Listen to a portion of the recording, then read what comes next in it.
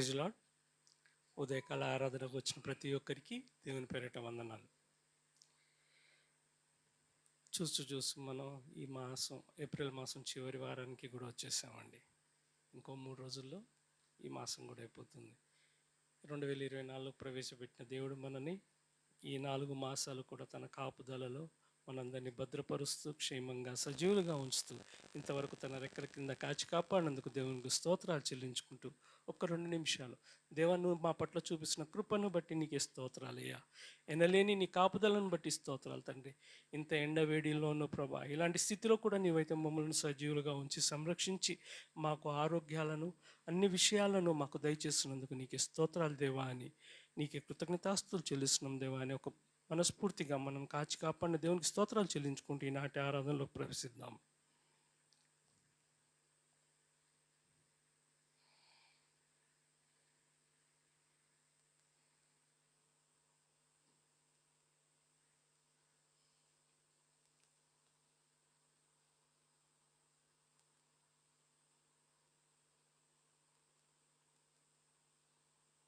ప్రార్థన చేసుకుందామండి. మమ్మల్ని మిక్కిలిగా ప్రేమించిన మా గొప్ప దేవానైనా తండ్రి, స్తోత్రం నైనా స్తోత్రం తండ్రి. ఎనలేని నీ మేళ్లను బట్టి నీకే స్తోత్రాలు చెల్లించుకుంటున్నామయ్యా. ఇదిగోనైనా ఈ 4వ మాసంలో చివరి ఆదివారం వరకు ప్రభా, నీవు మమ్మల్ని ఈ రీతిగా కాచి కాపాడుతున్నందుకు నీకే స్తోత్రాలు చెల్లించుకుంటున్నాం దేవా. ఇదిగోనైనా ప్రభా, ఏమని వర్ణించగలం తండ్రి, ఎంతని పొగడగలం తండ్రి. నువ్వు మా పట్ల చేస్తున్న నీ కార్యాలను బట్టి నీకే స్తోత్రాలు తండ్రి. ఇదిగోనైనా ప్రభా, నీవు మమ్మల్ని ఈ రీతిగా కాచి కాపాడుతున్నందుకు, నీ రెక్కల క్రింద మమ్మల్ని అందరినీ సంరక్షించి పోషించి ఇంతవరకు మాకు కావాల్సిన ఎన్ని మా అక్కర్లన్నీ తీరుస్తూ మమ్మల్ని ముందుకు నడిపిస్తున్నందుకు నీకే స్తోత్రాలు తండ్రి. ఇదిగోనైనా పిల్లల ఎగ్జామ్స్లోనూ ప్రభా అన్నిట్లోనూ మీరు తోడుగా ఉన్నారు తండ్రి. ఇదిగోనైనా ప్రభా, ఈ సమయంలో ప్రభా నీ సన్నిధిలో గడపడానికి ప్రభా మేమందరం కూడి ఉన్నాం తండ్రి. ఇదిగోనైనా మొదటి నుంచి చివరి వరకు నీ కాపుదల మాకు దయచేయమని అడుగుచున్నాం తండ్రి. ఇదిగోనైనా ప్రభా, స్తుతి ఆరాధనలోను ప్రభా, షార్ట్ మెసేజ్లోను, మెయిన్ మెసేజ్లోను, బల్లారాధనలోను, ఇలా అన్ని విషయాల్లోనూ ప్రభా నీ కాపుదల మాకు దయచేయమని అడుగుచున్నాం తండ్రి. లేని నీ మేళ్లను మాకు దయచేయండి తండ్రి. ఎటువంటి డిస్టర్బెన్సెస్ లేకుండా ప్రభా, ఏ అవంతరాలు లేకుండా ప్రభా, అన్ని విషయాల్లోనూ ప్రభా నీ మహిమార్థకరంగా జరిగించుకోమని ఈ ఆరాధన మొదటి నుంచి తుది వరకు నీకే సమర్పించుకుంటున్నాం తండ్రి. దయచేసి నించుందామండి.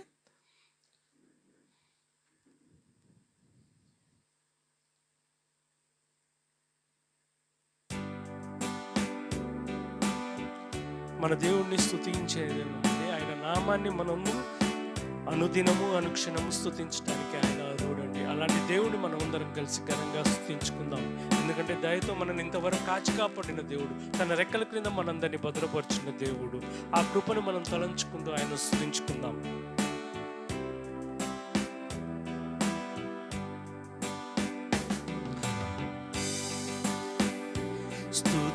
స్తుతించెదా నీ నామం దేవా అనుదినం, స్తుతించెదా నీ నామం దేవా అనుక్షణం. దయతో కాపాడినావు, కృపనే చూపించినావు. దయతో కాపాడినావు, కృపనే చూపించినావు. నిన్నునే మరువనేసు, నిన్నునే విడువనేసు. స్తుతించెదా నీ నామం దేవా అనుదినం, స్తుతించెదా నీ నామం దేవా అనుక్షణం.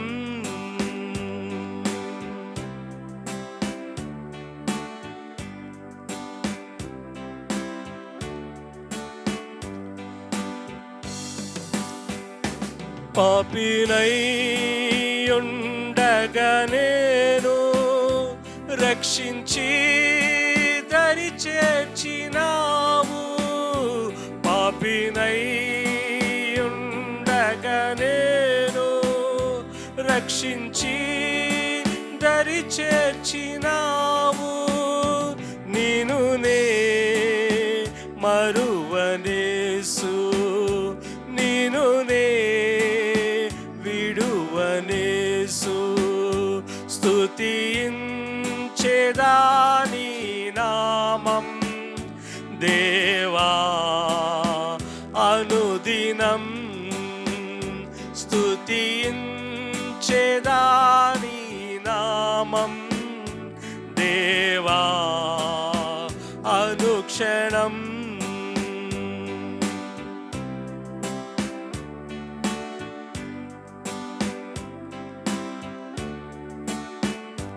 సిలువే నాకు శరణం, నీవే నాకు మార్గం.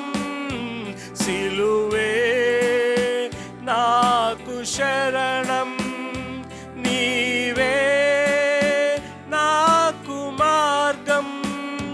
నిను నే మరువనేసు, నిను నే విడువనేసు. స్తుతించెదా నీ నామం దేవా అనుదినం. స్తుతించెదా నీ నామం దేవా అనుక్షణం. దేవా అనుదినం, దేవా అనుక్షణం. దేవా అనుదినం, దేవా అనుక్షణం. స్తుతించెదా నీ నామం దేవా అనుదినం.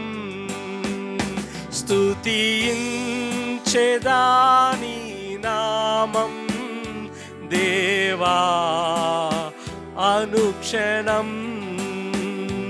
దేవా అనుక్షణం, దేవా అనుక్షణం. దయచేసి కూర్చుందామండి ఈ సమయంలో. యేసుక్రీస్తు నామములో ఇక్కడ కూడి వచ్చిన ప్రతి ఒక్కరికి నా శుభావందనాలు తెలియపరుస్తున్నాను. ముందుగా మనం వాక్యంలోకి వెళ్ళే ముందు చిన్న ప్రార్థన చేసుకుందాం. మహాపరిశుద్ధ కృపగల తండ్రి, నీ పాదాలకు వినయ స్తుతులు స్తోత్రాలు చెల్లించుకున్నాం తండ్రి. నాయన తండ్రి, ఏ యోగ్యత లేని తండ్రి మమ్మల్ని ప్రభావ ఇక్కడ నిలబెట్టారు ప్రభావ, దాన్ని బట్టి మీకు వందనాలు చెల్లించుకున్నాం తండ్రి. ఇంకా ఎవరైతే రావాల్సి ఉన్నారో ప్రభావ త్వరగా రప్పించి కృప చూపించిన తండ్రి. అయ్యా మరి నీ వాక్యం నేను బోధించుకున్నగా ప్రభావ, నా శక్తి చాలు ప్రభావ, నీ శక్తి నన్ను నింపి ప్రభావ తండ్రి. ఎవరికి ఏ హృదయానికి ఏ వాక్యం అవసరమో ప్రభావ, మీరు హృదయాలను తృప్తిపరచమని వేడుకుంటూ ఈ ఆరాధనలో ప్రభావ, ఈ యొక్క కార్యక్రమం అంతట్లో మీరే ముందు నడిపించిన సాతాను శక్తులన్నీ లయపరచమని వేడుకుంటూ సమస్త మహిమా ఘనత ప్రభావ మీకే చెల్లించుకుంటూ నజరైన యేసుక్రీస్తు నామములో అడిగి వేడుకొని పొందుకున్న పరమ తండ్రి, ఆమేన్.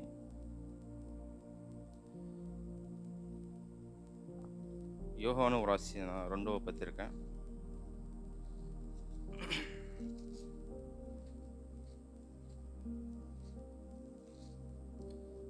యోహాను వ్రాసిన 2వ పత్రిక 1వ అధ్యాయంలో 3వ వచనం చదువుకుందాం.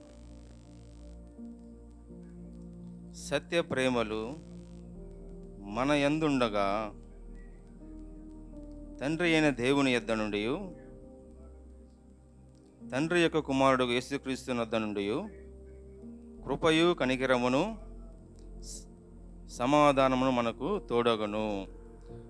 ఇక్కడ ఈ వాక్యంలో మనతో దేవుడు ఏం మాట్లాడుతున్నాడంటే, సత్య ప్రేమలు మన యందుండగా అంటే ఈ సత్య ప్రేమలు మనలో ఉంటే కానీ మనం క్రీస్తు నుంచి మనకు ఏమి తోడవు అంటే కృప కనికరము ఈ సమాధానం మనకు క్రీస్తు నుంచి మనకు అవి తోడుగా ఉండాలంటే మొదటగా మనము ఏం చేయాలంటే ఈ సత్య ప్రేమలు అనేది మనలో ఉంటే కానీ తప్ప దేవుడి నుంచి మనము అవి పొందుకోలేము. స్వతహాగా మనిషి చాలా బలహీనుడు కాబట్టి ఏది కూడా మన శక్తి ద్వారా ఏది కూడా మనము పొందుకోలేము ఈ లోకంలో. లోకము ఎప్పుడు కూడా మనల్ని కిందకి లాగాలని చూస్తున్న తప్ప, కానీ దేవుని ప్రేమ మనలో ఉంటే ఏమవుతుందంటే, ఆయన ప్రేమ, సత్యము అని ప్రేమ అని రెండు మనల్ని దేవునికి అతి దగ్గరగా తీసుకెళ్ళుటకు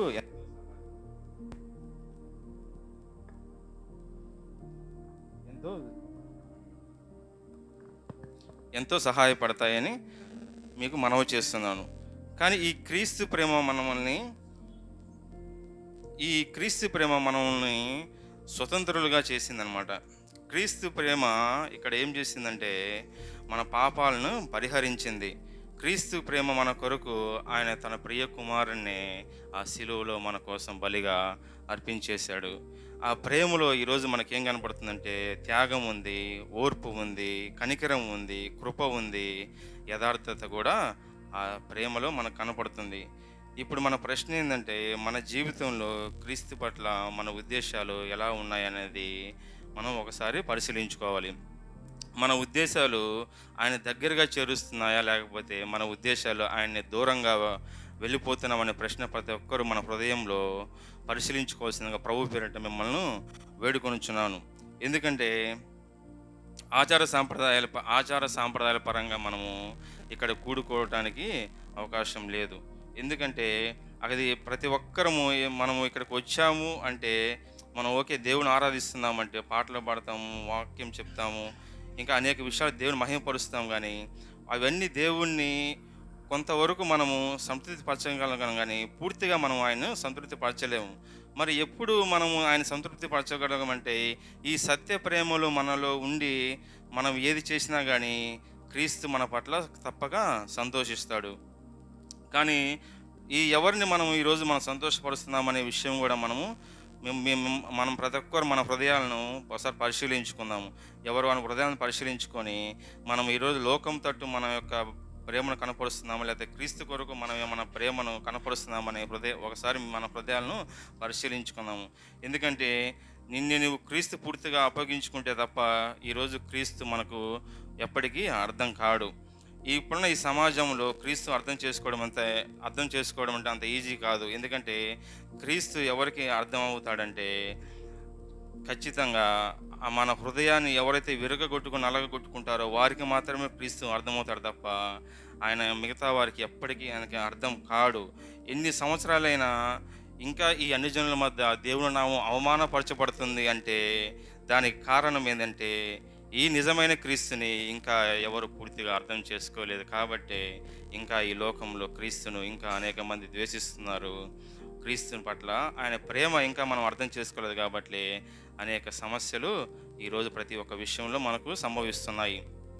ఈరోజు సంఘంలో కానీ, కుటుంబంలో కానీ, ఎక్కడైనా కానీ, స్నేహితుల మధ్య కానీ, ఎక్కడైనా కానీ, కులాలు సమాజంలో ఎక్కడైనా కానీ కులాల గురించి కానీ, మతాల గురించి కానీ, ప్రాంతాల గురించి కానీ, భేదాభిప్రాయాల గురించి కానీ, హెచ్చుతగ్గుల గురించి, అసూయల గురించి, కల్మషాల గురించి, ఆర్థిక అసమానతల గురించి కానీ, ఏ విధంగా కానీ మనం వీటి యందు మనం ఉన్నాము అంటే ఇంకా మనము ఆ క్రీస్తుని ఇంకా పూర్తిగా మనము అర్థం చేసుకోలేదు. కాబట్టే ఇంకా ఈరోజు మన మధ్య అవి ఇంకా దోబూచులాడుతూ ఉన్నాయి. క్రీస్తు ఈరోజు 2 చేతులు చాపి మనల్ని అడుగుతున్నాడు, ఇంకా నన్ను ఎప్పుడు మీరు అర్థం చేసుకుంటారు అని. ఆయన అర్థం చేసుకోవడమే ఈరోజు మనకు అతి ముఖ్యమైన పని. ఆయనకి ఇష్టంగా జీవించడమే అతి ముఖ్యమైన పని. కాబట్టి క్రీస్తుని ఎవరైతే అర్థం చేసుకుంటారో వాళ్ళు ఖచ్చితంగా వాళ్ళలో ఏముంటుందంటే ఈ సత్య ప్రేమలు అనేవి ఖచ్చితంగా ఉంటాయి. అవి ఉంటే తప్ప మనం ఆయన పట్ల ఏది కూడా మనం చేయటానికి ఆసక్తి అనేది ఉండదు. 6వ వచనంలో ఒక మాట అంటున్నాడు. ఏమంటున్నాడు? మనం ఆయన ఆజ్ఞల ప్రకారం నడుచుటే ఇక్కడ ప్రేమ అంటున్నాడు. ఇక్కడ ప్రేమ అంటే మనం అందరినీ ప్రేమిస్తాం, కానీ ఆ ప్రేమలో యథార్థత కనపడాలి అంటే ఆడేమంటున్నాడంటే ఆయన ఆజ్ఞలు నడుచుడే ప్రేమ అంటున్నాడు. ఇక్కడ ఆయన ఆజ్ఞలు అంటే మనకు ఆడ మోషేకి ఇచ్చారు కదా 10 ఆజ్ఞలు. మోషే గారికి 10 ఆజ్ఞలు ఇచ్చాడు కదా. ఆ ఆజ్ఞలను ఒకసారి జ్ఞాపకం చేసుకుందాము. మొదటిగా ఏంటంటే నీ దేవుడిని యెహోవా నేను తప్ప వేరొక దేవుడు నీకు ఉండకూడదనేది మొదటిది. రెండోది, పైన ఆకాశం అందే గాని, కింద భూమి అందే గాని, నేల అందే గాని ఏ రూపంలో నువ్వు చేసుకోకూడదు. విగ్రహాలను నువ్వు వాటికి సాగిలపడకూడదు. రెండవది, నీ దేవుడిని యెహోవా నామమును వ్యర్థంగా ఉచ్చరింపకూడదు. మూడవది, నాలుగవది, విశ్రాంతి దినమును పరిశుద్ధంగా ఆచరించుటకు జ్ఞాపకము ఉంచుకొనుము అనేది నాలుగవది. నీవు దీర్ఘాయుష్మంతుడు ఉన్నట్టు నీ తండ్రిని సన్మానింపు ఐదవది. ఆరోది, నరహత్య చేయకూడదు. ఏడవది, వ్యభిచరింపకూడదు. ఎనిమిది, దొంగిలకూడదు. తొమ్మిదవది, నీ పొరుగువాని మీద అబద్ధపు సాక్ష్యం పలకకూడదు. 10, నీ పొరుగువాని దగ్గర ఏదైనా ఆశింపకూడదు. మరొకసారి ఈ 10 ఆజ్ఞల పట్ల మనం ఏ విధంగా ఉన్నామనేది కూడా ఒకసారి మనం జ్ఞాపకం చేసుకుందాం. ఎందుకంటే మనం వీటిని పాటించకుండా మనం ఎవరిని కూడా ప్రేమించలేము. మనం ప్రేమించడము అంటే దేవుని పట్ల మన యొక్క ప్రేమ ఎలా ఉండదో అది కూడా ఇతరుల పట్ల కూడా మనము కలిగి ఉంటాము. చివరగా అదే యోహాను రాసిన మూడో పత్రికలో ఒక 3వ వచనం చదివి ముగించుకుందాం. నీవు సత్యమును అనుసరించి నడుచుకొనుచున్నావు గనుక సహోదరులు వచ్చి నీ సత్య ప్రవర్తనను గూర్చి సాక్ష్యం చెప్పగా విని బహుగా సంతోషించితిని. నా పిల్లలు సత్యమును అనుసరించి నడుచుకొనుచున్నారని వినుట కంటే నాకు ఎక్కువైన సంతోషం లేదు. ఇక్కడ మళ్ళా ప్రభు ఏం మాట్లాడుచున్నాడంటే నీ సత్యము ప్రేమ గురించి మళ్ళీ ఇక్కడ మాట్లాడుచున్నాడు. ఆయన మన సత్యము ఎలా చేస్తుందంటే మనల్ని తేటపరుస్తుంది. నీ హృదయాన్ని వెల్లడపరుస్తుంది. మన స్నేహితులు వచ్చి మన సాక్ష్యము చెప్తే దేవుడు ఏమంటున్నాడంటే మన పట్ల ఇప్పుడు మనం మన సంఘంలో కానీ ఎక్కడైనా కానీ పలాని బ్రదరు దేవునికి ఇష్టంగా నడుచుకుంటున్నాడని ఒక సాక్ష్యం మనం కానీ కలిగి ఉన్నట్లయితే అది దేవుడు ఏమంటున్నాడంటే బహుగా సంతోషిస్తున్నాడు అంటున్నాడు. అటువంటి సాక్ష్యం మనం అందరం కలిగి ఉందాము. ఎందుకంటే ప్రతి విషయంలో కూడా దేవుడు ఆయన యథార్థవంతులకు దగ్గరగా ఉంటాడు కదా తప్ప ఇంకెవరికి కూడా దగ్గరగా ఉండడు. ఆయన నా పిల్లలు అంటున్నాడు. ఆయన పిల్లలు ఒకప్పుడు ఆయన పిల్లలుగా మనం లేకుండా త్రోవ తప్పి నడిచి ఉన్నాము, కానీ ఇప్పుడు ఆయన మన పిల్లలుగా చేసుకున్నాడు. కాబట్టి ఆయన నా పిల్లలు సత్యం అనుసరించి నడుచుకున్నాడు. ఎందుకంటే నాకు ఎక్కువైన సంతోషం లేదు. కాబట్టి ఈరోజు దేవుని యొక్క సంతోషం ఏందో అది గ్రహించి ఆయన సంతోష పెట్టడమే ఈ లోకంలో మనకున్న ముఖ్య ధ్యేయం తప్ప మరి ఏది కాదనే విషయాన్ని మీకు మనవి చేస్తున్నాను. కాబట్టి ఆయన సంతోష పెడుతున్నావా లేదా అనేది ఈరోజు మీరు పరిశీలించుకోవాల్సిందిగా ప్రతి ఒక్కరూ మీరు నేను కూడా దేవునికి ఇష్టంగా జీవించుటకు మనం ఏం చేస్తున్నాం అనేది ఈరోజు మీరు పరిశీలించుకోవాల్సిందిగా నేను దేవుని పేరిట మిమ్మల్ని ప్రాధేయపడుచున్నాను. కాబట్టి దేవుని పట్ల మన యొక్క ఉద్దేశాలు ఎలా ఉన్నాయి, ఆ సత్య ప్రేమలో మనలో ఉన్నాయా లేదా, అవి కానీ లేకపోతే దేవుని యొద్ద నుంచి మనం ఏమీ పొందుకోలేము. కృప, కనికరం, సమాధానం ఎప్పటికీ మనకు తోడుగా ఉండదు. దేవుని కొరకు మనం ఎన్నో చేయాలని ఆశ కలిగి ఉంటాం, కానీ అవన్నీ చేయాలంటే ముందుగా మనకి ఇవన్నీ అవసరము. ఈ కృప, కనికరం, సమాధానం లేకపోతే మనము లోకంలో ముందుకు వెళ్ళలేము. ఎందుకంటే లోకంలో ప్రతిదీ కూడా శరీరాశ జీవకుటుంబం కాబట్టి వాటి నుంచి మనం దూరంగా పారిపోవాలంటే ఈరోజు ఒకరినొకరు సత్యంతో ప్రేమతో మీరు ఆరాధించినప్పుడే దేవుడు అప్పుడే మనకు దిగి వస్తాడనమాట. ఆయన హృదయము ఆయన ఎప్పుడు కూడా మనకు దగ్గరగా ఉండాలని ఆశపడుతుంటాడు.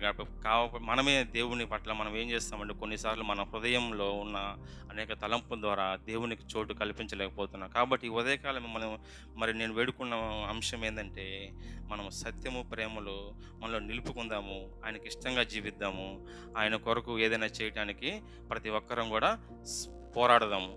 ఈ అవకాశం ఇచ్చిన పాస్టర్ గారికి, సంఘ సభ్యులకి నా వందనాలు తెలియపరుస్తున్నాను. ఆ దేవాతి దేవుడు మనందరికీ కృపగా ఈ సత్య ప్రేమలు మనలో ఉండినట్లుగా ఆయన కృప మనకు అనుగ్రహించి సదాకాలం తోడి నడిపించును గాక. ఆమేన్. Thank you brother. మంచి వాక్యంతో మమ్మల్ని అందరినీ ఇంతవరకు నడిపించినది. అలాగే ఈ సమయంలో మనందరం లేచి నిలిచినట్లయితే కొద్దిసేపు దేవుని ఆరాధించుకుందాం.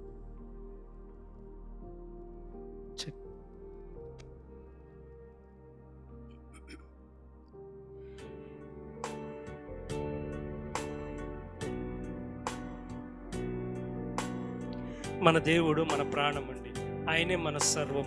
అలాంటి దేవుడిని మనందరం ఆరాధించుకోవటానికి దేవుడు ఇచ్చిన తరుణాన్ని బట్టి దేవునికి స్తోత్రాలు చెల్లించుకుంటూ ఘనంగా ఆయనను ఆరాధించుకుందాం.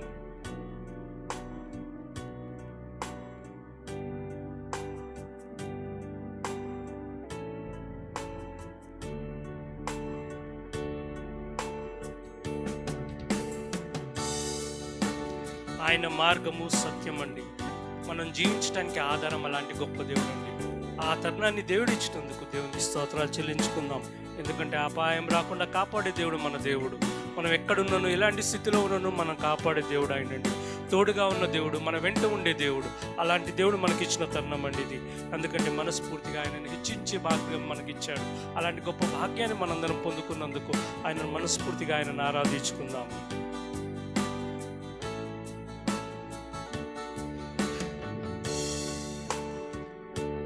నీవే నా ప్రాణము, నీవే నా సర్వము, నీవే నా జీవము యేసయ్యా. నీవే నా ప్రాణము, నీవే నా సర్వము, నీవే నా జీవము యేసయ్యా. మరువలేను నీదు ప్రేమ, విడువలేనయా నీ స్నేహం. మరువలేను నీదు ప్రేమ, విడువలేనయా నీ స్నేహం. నీవే నా ప్రాణము, నీవే నా సర్వము, నీవే నా జీవము యేసయ్యా.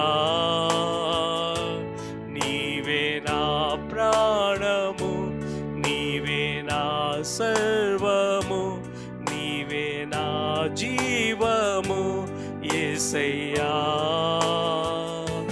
మరువలేను నీదు ప్రేమ, విడువలేనయా నీ స్నేహం.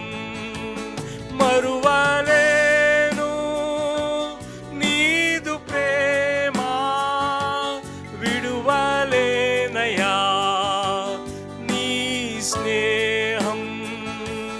మరువలేను నీదు ప్రేమ, విడువలేనయా నీ స్నేహం. ఆయనే మార్గం అన్నాడండి, సత్యం ఆయనేనంటండి. అలాంటి మార్గాన్ని, సత్యాన్ని చూపిన దేవుడిని మనం ఎంతగా ఆరాధిద్దాం. అపాయం రాకుండా కాచి కాపాడే దేవుడు అండి. మనకు ఒక డాలుగా ఉన్నాడు, మనకు ముందుగా ఉండి మార్గాన్ని సిద్ధం చేసే దేవుడు. ఏ అపాయం రాకుండా నేను నిన్ను కాచి కాపాడుతానన్నాడు. నా మార్గాలన్నింటిలోనూ ఆయన తోడుగా ఉంటా అన్నాడు. మీకు ముందుగా నడుస్తూ మీకు మార్గాలన్నింటినీ సరళం చేస్తా అని చెప్పిన దేవుడు. అలాంటి గొప్ప దేవుడు ఉదయకాల సమయంలో మనందరితో మాట్లాడుతున్నాడు. నేనున్నాను కదా, నీకెందుకు దిగులు? నేనున్నాను కదా, నీకు తోడుగా ఇంకెందుకు బాధపడుతున్నావు? నీవు నాకు మొరపెట్టుగా నేను నీకు ఉత్తరం ఇస్తా అని చెప్పి వాగ్దానం చేసిన దేవుడు. ఉదయకాల సమయంలో ఆయనను ఆరాధించుకుందాం, ఆయనను మనస్ఫూర్తిగా ఆరాధించుకుందాం, గొంతెత్తి ఆయనను ఆరాధిద్దాం. దేవా, నీవు చూపించిన మార్గాన్ని బట్టి నీకే స్తోత్రం దేవా. నీకు నాకు ముందుగా ఉండి నడిపిస్తున్నందుకు నీకు స్తోత్రం దేవా. ఆయనను ఆరాధించుకుందాం.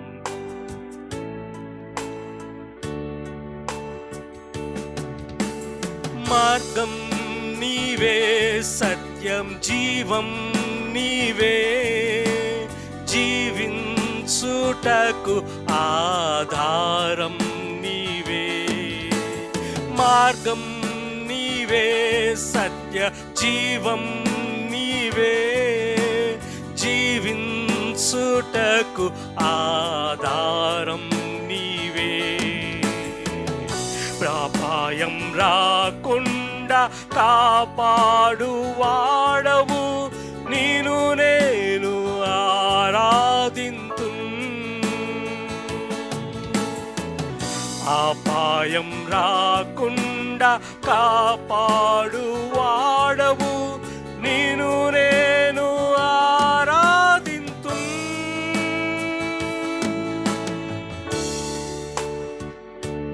నీవే నా ప్రాణము, నీవే నా సర్వము, నీవే నా జీవము యేసయ్యా.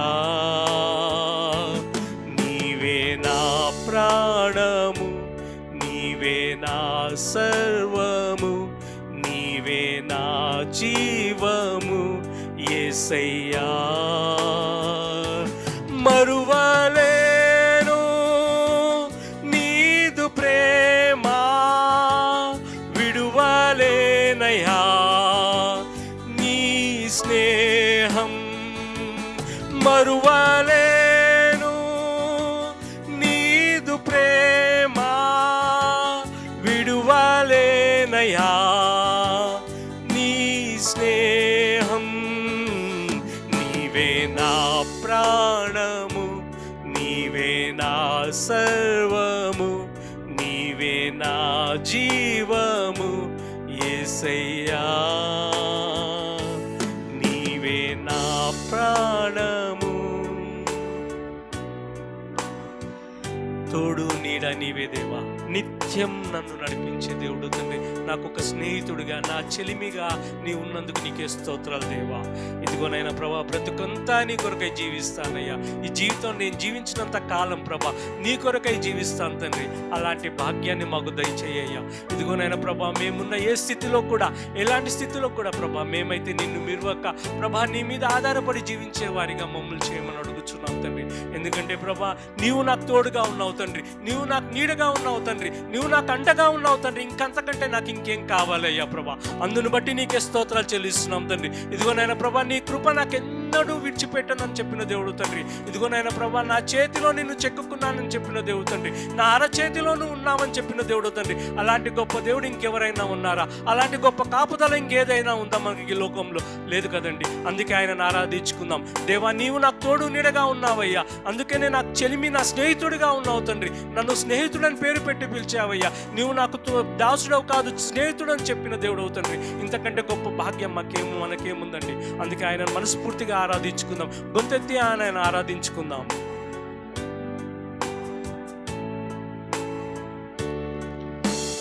తోడు నీవే, నా నీడా నీవే, నిత్యం నా తోడు ఉండే చెల్లిమి నీవే. తోడు నీవే, నా నీడా నీవే, నిత్యం నా తోడు ఉండే చెల్లిమి నీవే. బ్రతుకంతా నీ కొరకై జీవింతును, నేను ఆరాధింతున్. బ్రతుకంతా నీ కొరకై జీవింతును, నేను ఆరాధింతున్.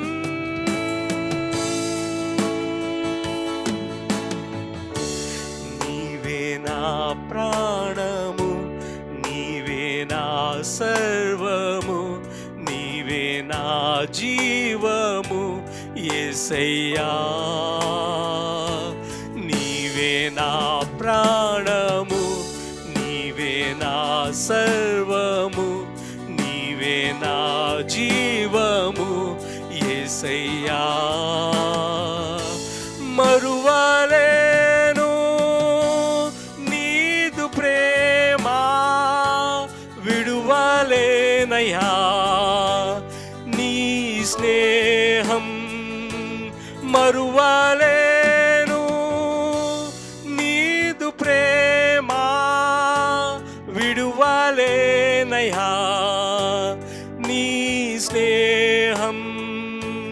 మరువలేను నీదు ప్రేమ, విడువలేనయ్యా నీ స్నేహం.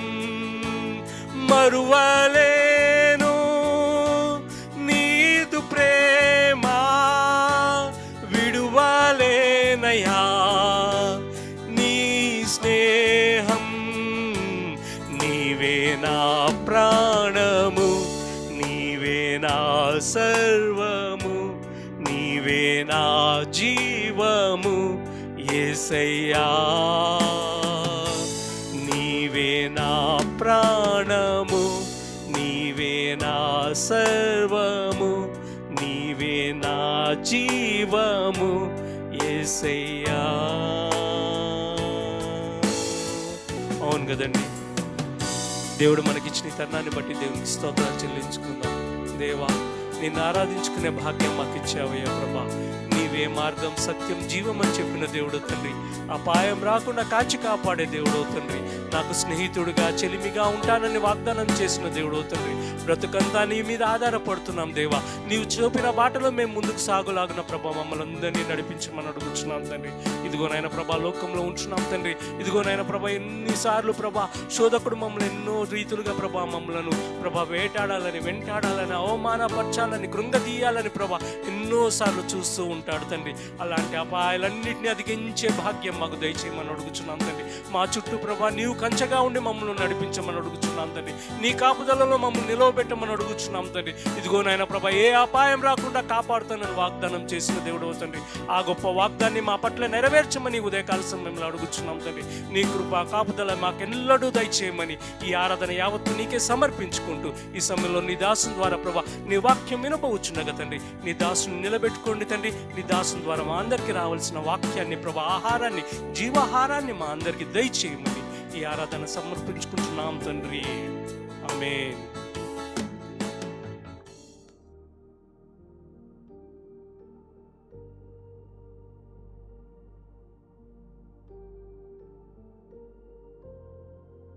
వందనములు.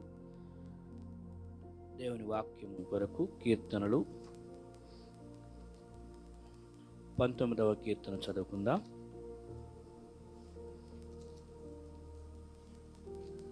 కీర్తనలు 19వ కీర్తన.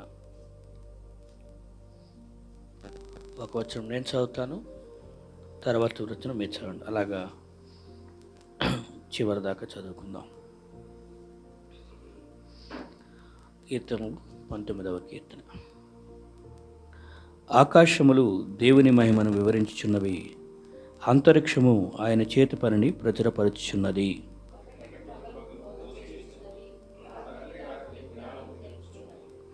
వాటికి భాష లేదు, మాటలు లేవు, వాటి స్వరము వినబడదు.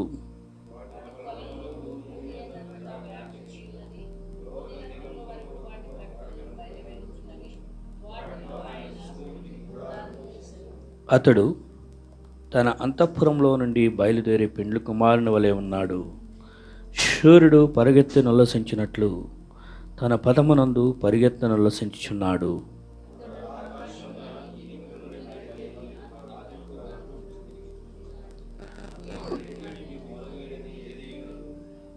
యెహోవా నియమించిన ధర్మశాస్త్రము యథార్థమైనది, అది ప్రాణమును తెప్పరిల్లజేయును.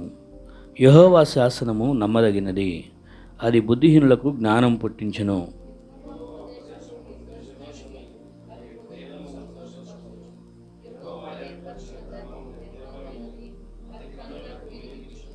యెహోవా యందైన భయము పవిత్రమైనది, అది నిత్యము నిలిచును. యెహోవా న్యాయవిధులు సత్యమైనవి, అవి కేవలము న్యాయమైనవి.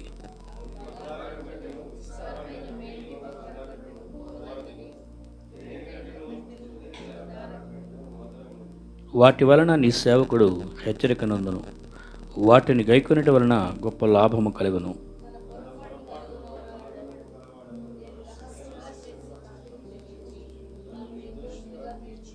దురభిమాన పాపములలో పడకుండా నీ సేవకుని ఆపము, వాటిని నన్ను ఏలనీయకుము. అప్పుడు నేను యథార్థవంతుడనై అధిక ద్రోహము చేయకుండా నిందారహితుడనగుదును. యెహోవా ఆశ్రయదుర్గమా, నా విమోచకుడా, నా నోటి మాటలను నా హృదయ ధ్యానమును నీ దృష్టికి అంగీకారములగునుగాక. దేవుడు తన యొక్క మహత్తును అనగా తన యొక్క గొప్ప శక్తిని, గొప్ప ప్రభావమును, గొప్ప ఆయన యొక్క స్వభావమును తను సృష్టించిన సృష్టిలో ప్రతిబింబించేటట్లుగా కూడా చేశాడు. ఇక్కడ మనం చదువుకున్నటువంటి ఈ 19వ కీర్తనలో దావీదు భక్తుడు బాగా అర్థం చేసుకొని ఈ యొక్క సత్యాన్ని పరిశుద్ధాత్మ చేత పలుకుచున్నాడు.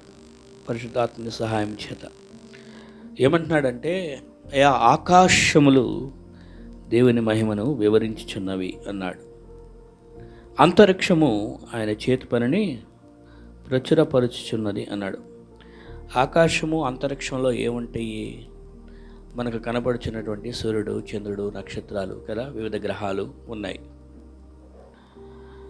అవి వాటి యొక్క పనిని గురించి మనం ఆలోచన చేసినప్పుడు వాటిని దేవుడు ఒక ఉద్దేశంతో సృష్టించాడు. వెలిగివ్వాలని చెప్పి సూర్యుని సృష్టించాడు కదా, రాత్రి అయితేనేమో మరలా చంద్రుడు ఉండాలని చెప్పి. అలాగా సూర్యచంద్రుల్ని కూడా దేవుడు సృష్టించాడు, వివిధ గ్రహాలను సృష్టించాడు. వాటి వాటి యొక్క పనులు వాటికి ఇవ్వబడ్డాయి. నక్షత్రాలు కూడా వాటి వాటి యొక్క స్థానములను బట్టి అవి సృష్టించబడ్డాయి. అయితే అవి ఏం చేస్తున్నాయి అంటే, ఇంకొక మాట కూడా రాస్తుంది ఇక్కడ, పగటికి పగలు బోధ చేయుచున్నదంట, రాత్రికి రాత్రి జ్ఞానము తెలుపుచున్నదంట. ఏ భాషలో మాట్లాడుతున్నాయి అంటే వాటికి భాష లేదు, మాటలు లేవు, కానీ వాటి స్వరము వినబడదు, కానీ వాటి కొలనూరు భూమి అంతా వ్యాపించి ఉన్నది కదా. అంతే కదా, సూర్యుడు తన స్వరంతో మాట్లాడగానే తన క్రియ ద్వారా మనకు అర్థమవుతుంది ఏంటి అంటే, ఎస్, దేవుడు ఆయన్ని పెట్టాడు అక్కడ. ఆ సూర్యుడు, దేవుడు ఏ ఉద్దేశం కొరకు సూర్యుని పెట్టాడో ఆ సూర్యుడు తన పని చేస్తున్నాడు. చంద్రుడిని ఏ ఉద్దేశం కొరకు పెట్టాడో ఆ చంద్రుడు ఆ పని చేస్తున్నాడు. వాటికి ఆ పని ద్వారా మనకు అర్థమవుతుంది, ఎస్, దేవునికి లోబడుచున్నవి. ఆ దేవుని యొక్క వాటికి అంత ప్రకాశించే, అంత గొప్ప ఆ వెలుగు, ఆ కాంతి, ఆ యొక్క గొప్ప జ్వాల అనే దాన్ని సూర్యులో ఎవరు పెట్టారు అంటే, దాన్ని సృష్టించిన సృష్టికర్త దేవుడు కదా. ఇప్పుడు సృష్టించిన సృష్టికర్త గొప్పవాడా దేవుడు, లేకపోతే అబ్బా ఇది మహా గొప్ప జ్వాల కదండి సూర్యుడే గొప్పవాడు అంటామా? అర్థమైంది అనుకుంటున్నా వాక్యం? వింటున్నారు కదా వాక్యం? ఏదో ఆలోచనలో ఉన్నారా? నేను అడిగిన ప్రశ్నకి సమాధానం రాలేదు. సో సృష్టించిన సృష్టికర్త గొప్పవాడు అవుతాడు, కానీ సూర్యుడు ఎంత అగ్నిజ్వాలలాగా ప్రజ్వలిల్లినా కూడా సూర్యుడు గొప్పవాడు అవ్వలేడు. అర్థమైంది కదా. సో సృష్టించినటువంటి దేవుడు ఆయన గొప్పవాడు. అంత గొప్ప అగ్నిజ్వాలను సృష్టించాడు.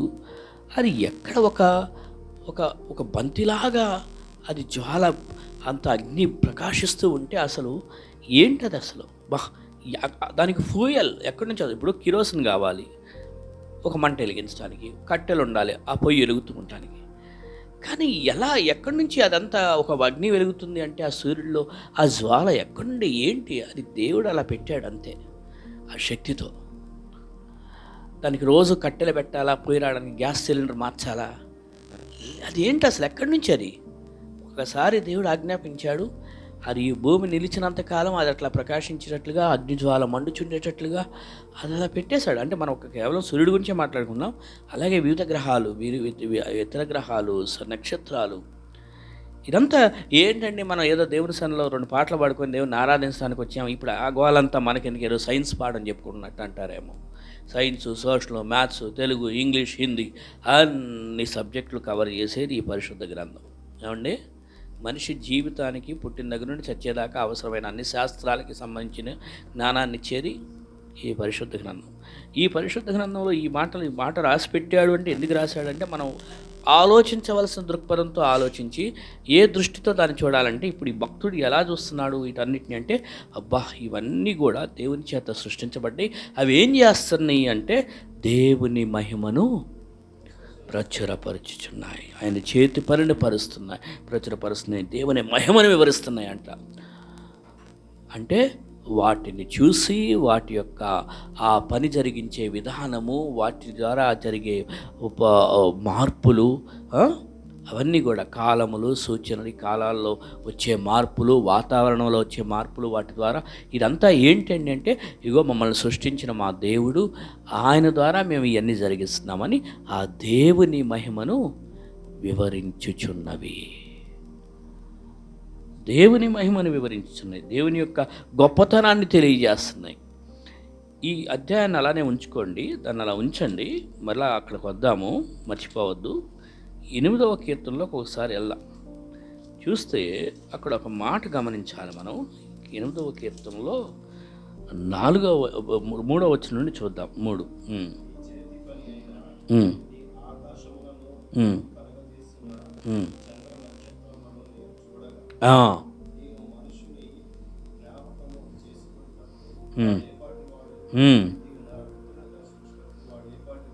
చాలండి. సో ఈ వచనాలను బట్టి చూస్తే మనకి ఏమర్థమవుతుందంటే ఆకాశములు కానీ చంద్రనక్షత్రాలు కానీ అవన్నీ దేవుని చేత కలిగినవి. అంటే వాటి గొప్పతనం ఎంతో గొప్పది. వీటిని గురించి ఇప్పుడు ఈ గ్యాలక్సీ గురించి, ఈ యొక్క సూర్యచంద్ర నక్షత్రాలు, వివిధ గ్రహాలు, నక్షత్రాలు, వీటన్నిటిని గురించి స్టడీ చేస్తే చాలా ఉంది వాటి గురించి నేర్చుకోవడానికి. అదంతటిని చదివిన అబ్బో ఏంటి ఇంత గొప్ప సృష్టి ఉందా పైన అంటే ఎస్. అయితే ఇంత గొప్ప మహిమ ఉంది పైన కదా. అవన్నీ దేవుని మహిమ చేత సృష్టించబడ్డాయి. దేవుడు ఎంతో గొప్పవాడు, వాటిని ఎంతో గొప్పగా సృష్టిస్తే అవి కూడా అంత గొప్పగా దేవుని మహిమను తెలియజేస్తూ ఉన్నాయి. అయినప్పటికీ కూడా ఇక్కడ ఒక మాట మాత్రం చాలా ఇంపార్టెంట్, అది గుర్తు వేసుకోవాల్సింది. అంటే అవన్నీ దేవుడు కలగజేశాడు అంత మహిమతో, అంత గొప్పగా, మంచిదే. కానీ మనుష్యుని జ్ఞాపకం చేసుకోవడానికి వాడు ఏ పార్టీ వాడు అని అంటున్నాడు. ఎందుకో తెలుసా? మనిషిని తన స్వరూపంలో చేసుకున్నాడు కదా. మరి ఎంత మహిమ ఇవ్వబడినప్పటికీ సూర్యుడికి, ఎంత గొప్ప మహిమగా చంద్రుడికి ఇవ్వబడినప్పటికీ, ఎంత గొప్ప మహిమ ఈ సృష్టిలో వేరే వేరే వాటికి దేవుడికి ఎంతో గొప్ప శక్తులు వాటికి ఇచ్చినప్పటికీ ఏమండి అవేవి కూడా మనిషికి సాటి రాలేవు. ఎందుకనో తెలుసా? వాటన్నిటిని ప్రక్కన పెట్టి దేవుడు మనిషిని ఎక్కువగా జ్ఞాపకం చేసుకుంటున్నాడంట. అర్థమైందా? ఆయన సృష్టించిన సృష్టి. ఇంకొకటి ఈ మనిషి గురించి, ఈ సృష్టిని గురించి మరలా 19వ కీర్తనలోకి వచ్చేద్దాం. ఈ సృష్టిని గురించి ఆలోచన చేసినప్పుడు ఈ 19వ అధ్యాయంలో మనకు మొదటి భాగం అంతా అర్థమయ్యే విషయాలు ఏంటంటే 1 నుండి 6 దాకా 5 దాకా ఈ సూర్యుడు, ఈ చంద్రుడు, ఈ నక్షత్రాలు ఇవన్నీ కూడా దేవుని మహిమని వివరిస్తున్నాయంట. అవి చేసే పనుల్లో ఏ రోజు కూడా ఇవి దేవుడా ఈరోజు నాకు రెస్ట్ కావాలి, ఒక 4 రోజులు సెలవు పెట్టుకుంటాము అని సూర్యుడు లీవ్ లెటర్ రాసుకోలా. ఆ రోజు నుంచి కూడా ఏం చేస్తున్నాయి అవి? దేవుడు సృష్టించిన సృష్టిలో వాటి దేవుని మహిమను వివరిస్తూనే ఉన్నాయి, దేవుని ఆరాధన చేస్తూ ఉన్నాయి, దేవుని స్తుతిని ప్రస్తుతపరుస్తున్నాయంట. వాటి యొక్క పనులు జరిగించే విధానాన్ని బట్టి ఆ ప్రచురం అనేది జరుగుతుంది. భాష లేదు, నోటి మాట లేదు, కానీ ఆ యొక్క మహిమను ఎలా మహిమపరుస్తున్నాయంటే అన్ని ఆజ్ఞను పాటించడమే కదా. ఇందాక బ్రదర్ చెప్పారు, ఆజ్ఞను పాటించడమే ప్రేమ. సో అవి దేవుడు ఏ ఆజ్ఞాపించి వాటికి అవి చెప్పాడో అవి ఆజ్ఞాపించిన కార్యాలను జరిగిస్తున్నాయి. అంటే ఏం చేస్తున్నాయి? ఇప్పుడు అవి దేవుని మహిమపరుస్తున్నాయి, ఆ గొప్పతనాన్ని తెలియజేస్తున్నాయి. అబ్బా ఎంత గొప్ప అండి. సో అవన్నీ జరిగిస్తున్నాయి, చూసారా? అయితే మనిషి దగ్గరికి వచ్చేసరికి మనిషి మాత్రం దేవునికి లోబడే విషయంలో దేవునికి ఎన్నోసార్లు అవిధేయుడైపోయాడు. దేవుని మాట నడుతూ దేవుని మహింపరచవలసిన మనిషి. ఇంకా చెప్పాలంటే సూర్యుని కానీ, చంద్ర నక్షత్రాలు కానీ, ఈ భూమి మీద ఉన్న ఏ జంతువులను కానీ, ఈ సృష్టిలో ఉన్న ఏ ఇతర విషయాలను కానీ ఆయన సృష్టిలో సృష్టించుకోలేదు. కానీ అయినప్పటికీ అవి దేవుని మహిమను వివరిస్తున్నాయి. కానీ మనిషి సృష్టిలో, మనిషి రూపంలో దేవుడు ఏం చేశాడు? మనిషి దగ్గరికి వచ్చేసరికి ఆయన స్వరూపంలో తనలా చేసుకున్నప్పటికీ కూడా మనిషి మాత్రం ఆ దేవుని స్వరూపాన్ని పక్కన పెట్టి తన యొక్క విషయాలను ఎక్కువగా ఆలోచన చేసుకుంటూ, తన రూపాన్ని, తన ఆలోచన, తన విషయం, నాకు అట్లా, నాకు ఇట్లా. కానీ ఈ సృష్టి మాత్రం, సూర్యుడి చంద్రుడు మాత్రం మా గొప్పతనం కాదు, ఆ దేవుడు ఇంపార్టెంట్. మాకు ఆ దేవుని గొప్పతనం వివరించాలి, ఆ గొప్పతనాన్ని దేవునికి లోబడాలి మేము అని. సో చూసారా సృష్టికి మనకి ఎంత డిఫరెన్స్ ఉందో. కాబట్టి అయినప్పటికీ కూడా మనం దేవుని మాట వినకపోయినప్పటికీ కూడా దేవుడు మాత్రం ఏం చేస్తున్నాడంట? జ్ఞాపకం చేసుకుంటున్నాడు. నువ్వు నరుణ్ణి జ్ఞాపకం చేసుకోవడానికి వాడు ఏ పార్టీ వాడు, అంతే కదా. మనిషి జీవితం గురించి బైబిల్లో చక్కగా రాస్తుంది. నీటి మీద బుడగ లాంటి వాడంట, త్రాసు మీద ధూళి లాంటి వాడు, అడవి పువ్వు లాంటి వాడు, అంతలో కనబడి అంతలో మాయమైపోయి. ఇలా బైబిల్ వచ్చినాలు ఎన్నో ఉన్నాయి. వాక్యం చదువుతూ ఉంటే ఇవన్నీ మైండ్లోకి వస్తూ ఉంటాయి అన్నట్టు. సబ్జెక్ట్ వెంటనే కనెక్ట్ అవుతాం. అది అందుకే నేను చెప్తా, బైబిల్ చదువుతూ ఉండాలి, వాక్యాలు వింటూ ఉండాలి, ఆ వాక్యం చెప్పేదానికి మనం కనెక్ట్ అవుతూ ఇది ఇలాగ ఇది తెలుసుకుంటూ ఉండాలి. సో అందుకనే మంచిది. ఎస్, మన జీవితం అనేది ఈ భూమి మీద చాలా స్వల్పమైనది. అయినప్పటికీ ఆయన మహిమతో ఘనతతో నింపాడు మన జీవితాన్ని. అయితే మన పరిస్థితి, మన రెస్పాన్సిబిలిటీ ఏంటి? మరి సూర్యుడు దేవుడి మాట వింటున్నాడు, దేవుడి సత్యాన్ని వింటున్నాడు, ఆ ఆజ్ఞలు పాటిస్తున్నాడు, చంద్ర నక్షత్రాలు కానీ గ్రహాలు అని కూడా. మరి ఇక్కడ మన 19వ కీర్తనలోకి వస్తే 2వ భాగంలో ఆయన రెండో విషయం ఏం నేర్పిస్తున్నాడు అంటే 7వ వచనం నుంచి, యెహోవా నియమించిన ధర్మశాస్త్రం యథార్థమైనది, అది ప్రాణమును తెప్పరిల్లజేయును, యెహోవా శాస్త్రం నమ్మ. ఇవన్నీ కూడా 7వ వచనం నుంచి 12వ వచనం వరకు కూడా దేవుని యొక్క వాక్యం యొక్క ఈ విషయాలేంటి, దేవుని వాక్యం యొక్క లక్షణాలేంటి. దేవుని ధర్మశాస్త్రం అంటే ఆ రోజు మోషేకు రాసించిన ధర్మశాస్త్రం అని కాదు, మనం జీవించడానికి దేవుడు మనకిచ్చిన ఈ యొక్క లేఖన భాగాలు, ఈ వాక్య భాగం. ఓకేనా? సో ఈ వాక్యాన్ని గురించి 7వ వచనం నుంచి రాశారు. దేవుని వాక్యాలు అంటే ధర్మశాస్త్రం కానివ్వండి, శాసనాలు కానివ్వండి, నియమాలు కానివ్వండి, ఉపదేశాలు కానీ, ఇవన్నీ కూడా వీటి క్యారెక్టర్ ఏంటి అంటే 7వ వచనం నుంచి రాశారు. ఏంటంటే అది ఫస్ట్ యథార్థమైనదంట. 7వ వచనంలో ఉంది యథార్థమైనది. తర్వాత ప్రాణమును తెప్పరల్ల చేయును. చూసారా, ప్రాణమును తెప్పరల్ల. ఎందుకంటే ఈ మాటలు విన్నప్పుడు, ఈ వాక్యాన్ని మనం అర్థం చేసుకున్నప్పుడు నీరసించిన ప్రాణం ఏమైద్ది? నిజంగా తెప్పరిల్లించబడుతుంది. ఉద్యమం, దేవుని వాక్యం ద్వారా ప్రోత్సాహం వస్తుంది మనకి. ఎస్, దేవుడు నన్ను ప్రేమిస్తున్నానని చెప్పాడు, ఎస్ దేవుడు నాకు సహాయం చేస్తానన్నాడు అని ఒక ధైర్యం వస్తుంది. అర్థమైందా? అదనమాట. తర్వాత అట్లాగా ఇంకా నమ్మదగినది. దేవుని యొక్క మాట ఈరోజు ఒకటి చెప్పి రేపు ఇంకోటి మార్చేసేది కాదండి. ఆయన నీకు వాగ్దానం చేశాడంటే నమ్మదగినది ఆయన, అదనమాట. తర్వాత ఆ వచనాలన్నీ గమనించండి. ఓకే,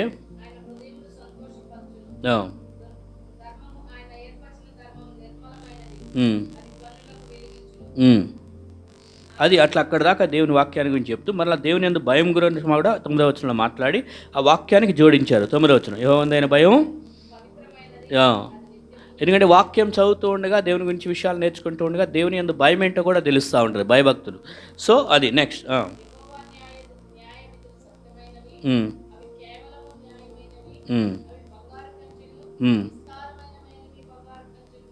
చూసారా, దేవుని యొక్క వాక్యం యొక్క విలువను గురించి. ఈరోజు బంగారం మార్కెట్లో రేటు పెరిగిందంటే దాని గురించి ఎంతో ఆలోచన చేస్తాం. మరి దానికంతా విలువైనదా? దానికంటే విలువైందంటే ఇది. ఓకేనా? నెక్స్ట్.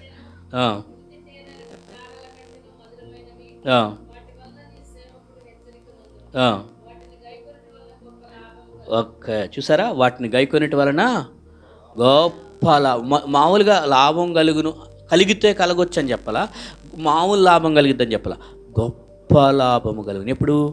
ఈ యొక్క వాక్య భాగాన్ని దీన్ని అనుసరించి జీవించినప్పుడు. అబ్బా అన్న చెప్పడానికి బాగానే ఉంటాయండి, మీ పాస్టర్లు చేతులు ఒప్పుకుంటే బాగా చెప్తారు, ఇవన్నీ పాటిస్తాం ఎవరి వల్ల అయింది అంటారు. అలాంటప్పుడు దేవుడు అసలు ఈ మాటలు రాసి ఇచ్చేవాడు కాదు మనకి. ఎవరు ఇష్టపడతారో పాటిస్తారో వాళ్ళకి. ఎట్లానో మీరు కాంప్రమైజ్ అవుతే ఇంకెవరు చేస్తారులే అనుకున్నవాడు కాంప్రమైజ్ అవుతున్నాడు కాబట్టి వాడికి అవసరం లేదు. కానీ ఇంత మంచిగా ఆయన రాసిచ్చాడంటే మరి నేను అది పాటిస్తే కదా నాకు గొప్ప లాభం కలిగేదని అర్థం చేసుకున్నవాడు పాటిస్తాడు. అర్థమైందా? పాస్టర్లే చెప్తారు, వాళ్ళే చేయరు. వాళ్ళకి వదిలి నీకెందుకు? ఈ వాక్యంలో ఏం చెప్పింది నువ్వు అది చేయి. ఆ పాస్టర్ చేయాలా, ఈ పాస్టర్ చేయాలా, ఆడు చేయాలా, ఆ పాస్టర్ పక్కన పెట్టు. నువ్వు పాస్టర్ వైపు చూడొద్దు, బోధించిన వాడి వైపు చూడొద్దు. ఈ బైబిల్లో ఏముందో నువ్వు అది చేయి. ఇక జీవితకాలం అంతా ఇంట్లో కూర్చొని పాస్టర్ల గురించే మీటింగ్లు పెట్టుకోవడం సరిపోయింది ఎంతసేపటికి. అవి పక్కన పెట్టి ఈ వాక్యంలో నాకేం చెప్పి, ఈ బైబిల్ నాకు పర్సనల్, ఈ వాక్యం నాకు దేవుడు ఏం చెప్తున్నాడు, ఇది పాటిస్తే ఏముందంట? గొప్ప లాభము కలుగును. అందుకే మన జీవితాలు లాభపడవు.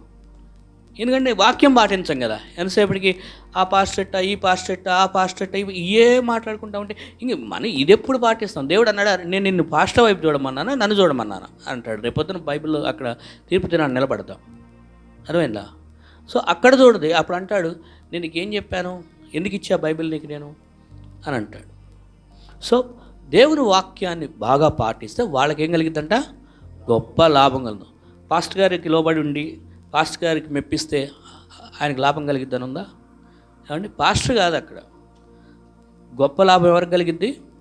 ఈ దేవుని శాసనములు, దేవుని వాక్యాలు, దేవుని మాటకు లోబడటం. అర్థమైందా? వీటిని ఎవరేమనుకుంటే నాకెందుకు, నేను ఈ మాటలు పాటిస్తా. ఎందుకంటే రేపొద్దున నేను దేవుని ముందు నిలబడాలి, ఆయన కదా నాకు రివార్డ్ ఇచ్చేది, ఆయన కదా నాకు గొప్ప లాభం కలిగించేది. అది ఆలోచన చేసామనుకోండి మన జీవితాలు బాగుపడతాయి. లేదనుకోండి ఎంతసేపటికి ఏదో ఒక విధంగా ఇదే తంతు నడుస్తూ ఉంటుంది అనమాట మన జీవితాలు. నా జీవితం గొప్ప లాభం పొందింది, నేను చెప్పనా, నా జీవితం గొప్ప లాభం. మీరు అనొచ్చు, ఏంటన్నా అసలు మీకు సరిగా కారే లేదు, ఆ డొక్కు స్కూటర్ వేసుకొని తిరుగుతుంటారు, మీకు ఏం లాభం కలిగింది అంటారు. మనం లాభాలు అనగానే ముందు ప్రైని వీటి కనెక్ట్ అయిపోతాం. కారు ఉండాలి, మంచి ఇల్లు ఉండాలి, మంచి బట్టలు వేసుకొని ఉండాలి, అది గొప్ప లాభం. నేను అంటే గొప్ప లాభం అంటే అది కాదు. నా కాంటెక్స్ట్లో బైబిల్ కూడా అది చెప్తుంది, ఆ కాంటెక్స్ట్ కాదు. జీవితంలో గొప్ప లాభం అనేది ఇంకా చాలా ఉన్నాయి. ప్రేమ, కనికరం, శాంతి, సమాధానం, మనసు, నెమ్మది, టెన్షన్ లేకుండా ఉండటం. ఎవరేం మాట్లాడుకున్నా మన గురించి ఏం వరి అవ్వాల్సిన పని లేదు. ఎవరేమన్నా మనకు హాని చేస్తారన్న చింతించాల్సిన పని లేదు. అమ్మో రోగాలు వస్తున్నాయంట, అమ్మో కరోనా వచ్చిందంట, నాకేం టెన్షన్ లేదు. నా గొప్ప లాభం ఏంటంటే దేవుడు పీస్ ఆఫ్ మైండ్ ఇచ్చాడు, ఆయన చూసుకుంటాడు కదా అని. ఇదనమాట ఈ గొప్ప లాభాలు నాకు చాలా ఉన్నాయి, నాకు చాలా జరిగినాయి గొప్ప లాభాలు. అవునా? సో ఇది పాటిద్దాం, ఈ దేవుని మాటలు విందాం, ఇన్ని గొప్ప లాభాలు కలిగించే ఈ మాటలకు లోబడదాం. అంతేగాని వెధవ రాజకీయాలు, అనవసరమైన పిచ్చి పిచ్చి మాటలు ఏయో పట్టించుకొని మైండ్లో పెట్టుకొని అమ్మో ఏం జరిగిద్దో ఏమో, అట్లంట క్రిస్టియన్స్ ప్లేస్ లేదంట, క్రిస్టియన్స్ అంటే చచ్చిపోతారంట, చంపేస్తారంట, వచ్చే రోజుల్లో ఏమైపోతారు. అరే కాపాడే ఆయన ఉన్నాడు. ఏమీ లేకపోయినా పర్లేదు, పడుకుందాం, అట్లాగా తినకుండా అయినా దేవుడు కాపాడుతాడు. ఇశ్రాయేలుని కాపాడువాడు కొనుకడు, నిద్రపోడు. ఇక ఆయన ఉన్నాడు, భయపడాల్సిన పని లేదు. కానీ ఆయన ఉన్నాడు. ప్రభుత్వం మారిద్దా, ఇంకోటి మారిద్దా, చట్టాలు మారుతాయా, క్రైస్తవులు అందరినీ చంపేస్తారంట, ఇంకా రాబోయే రోజుల్లో ఎవడు బ్రతకరంట క్రైస్తవులు, కాబట్టి బయటికి మనం వద్దులే జాగ్రత్తగా అవండి. చచ్చేవాళ్ళం ఎప్పుడైనా చావాలి. ఏమంటారు? చచ్చేవాళ్ళం ఎప్పుడైనా చావాల్సిందిగా. అంటే మనల్ని కాపాడు, మనం సృష్టించిన సృష్టికర్త, మనల్ని పుట్టించినవాడు అంత చేతగానోడా, పిచ్చివాడా? మనకి తిండి పెట్టలేడా, లేకపోతే మనం చూసుకోలేడా? అవన్నీ పక్కన పెట్టి దేవుని స్తుతించడం నేర్చుకుందాం. ఇవన్నీ ఆలోచన చేస్తూ చింతిస్తూ ఉంటే ఇంకెప్పుడు దేవుని స్తుతిస్తాం? ఈ సూర్యుడు, చంద్రుడు, నక్షత్రాలు అనుకోవట్లేదు, అబ్బా ఇందులో మరి ఎట్లాగా రేపొద్దున ఎట్లాగా ఏం చేయాలి. నో, రోజు అవి దేవుని పని చేసుకుంటూ ప్రచురపరుస్తూ ఉన్నాయి, దేవుని జ్ఞానాన్ని తెలియజేస్తూ ఉన్నాయి. పగటికి పగలు, రాత్రికి రాత్రి, ఎప్పటికప్పుడు. సో మన జీవితంలో కూడా పగలంటేనేమో సంతోషకరమైన సందర్భాలు అప్లికేషన్లో, చీకటి అంటేనే కష్టతరమైన సందర్భాలు. అయినా కూడా చీకటైనా అంటే కష్టాలైనా సంతోషమైన ఎప్పుడైనా కూడా దేవునిలో కొనసాగుతూ ఉన్నాం. ఆయన స్తుతిద్దాం, ఆయన ప్రచురపరుద్దాం. అయ్యా నువ్వు గొప్పవాడయ్యా, దేవుడు ప్రేమ గలవాడు, గొప్పోడండి, అని నన్ను ప్రేమించాడు, నాకు రక్షణ ఇచ్చాడు, నా కోసం ప్రాణం పెట్టాడండి. ఇది చాలు. అవి చేస్తుంటే దేవుడు చేయాల్సిన కార్యాలు చేస్తున్నాడు. ఈ పాటిద్దాం. ఇంకా తర్వాత వచ్చిన కూడా చాలా విషయాలు ఉన్నాయి, కానీ సమయం లేదు. సో దేవుని వాక్యాన్ని పాటించుదాం, దేవుని మహింపరచుదాం. మనుషుల వైపు చూడొద్దు, ఏటువైపు. అవి ఈ సృష్టికర్త ఏం చేస్తున్న సృష్టిలో ఈ గ్రహాలు, సూర్యుడు, చంద్రుడు, నక్షత్రాలు అట్లయితే దేవుని మీద దృష్టి పెట్టి దేవునిలో కొనసాగుతున్నాయా, అట్లాగా మనము కూడా దేవుని వైపు చూస్తూ దేవుని మహిమను ఆలోచన చేస్తూ దేవుని గొప్పతనాన్నే మాట్లాడుకుంటూ ఉందాం. అది మన జీవితానికి గొప్ప లాభము కలిగిస్తుంది. అటువంటి కృప దేవుడు మనకి దయచేయను గాక. మంచి జాషువా వాక్యం కొరకు ప్రార్థన చేశాక మనం బలలో పాల్గొన్నాం. తల వంచండి, కన్నులు మూసుకున్నాను.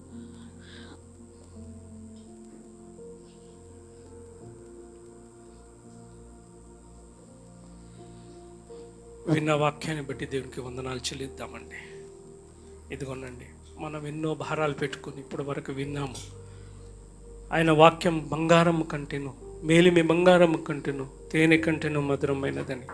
అలాంటి మధురమైన వాక్యాన్ని మనకిచ్చినందుకు దేవునికి వందనాలు చెల్లించుకుందాం. మహా గొప్ప దేవానైనా తండ్రి, స్తోత్రం నైనా. ఇదిగోనైనా ప్రభా, ఇంతవరకు నీ వాక్యం వినడానికి మాకు ఇచ్చిన భాగ్యాన్ని బట్టి నీకే స్తోత్రం తండ్రి. ఇదిగోనైనా ప్రభా, మేము లోకం వైపు కాక ప్రభా, నీ వాక్యం వైపు చూసి ప్రభా, నీ వాక్యంలో ఉన్న దాన్ని బట్టి ప్రభా మేము ముందుకు సాగునట్లుగా ప్రభా మా హృదయాలను సిద్ధపాటు చేయండి తండ్రి. ఇదిగోనైనా ప్రభా, మా హృదయాలలో ఉన్న ప్రతి కాఠిన్యాన్ని తొలగించండి తండ్రి. నీ వాక్యానికి వ్యతిరేకంగా ప్రభా మా హృదయాలలో, మా మనసులో ప్రభా ఏదైతే ఉందో ప్రభా, మా ఆలోచనలో ఉన్న ప్రతి శోధనను తొలగించి ప్రభా నీ వాక్య ప్రకారం నడుచుకునే భాగ్యం మా అందరికీ దయచేయమని, ఇంత గొప్ప వాక్యంతో ప్రభా నీ దాసుని మా మధ్యలోకి తీసుకుని వచ్చినందుకు నీకే స్తోత్రాలు చెల్లించుకుంటూ ఈ సమయంలో బలలో పాలుపంపులు కలగబోచుండగా తండ్రి ప్రభా నీ నిరీక్షణ కలిగిన హృదయాలతో మేమందరం అందులో పాలుపంపులు కలిగే వారిగా మమ్మల్ని చేయమని ఈ కొద్ది నా ప్రార్థన మా ప్రభు యేసుక్రీస్తు ప్రాంచి వేడుకుంటున్నాం తండ్రి. ఆమేన్.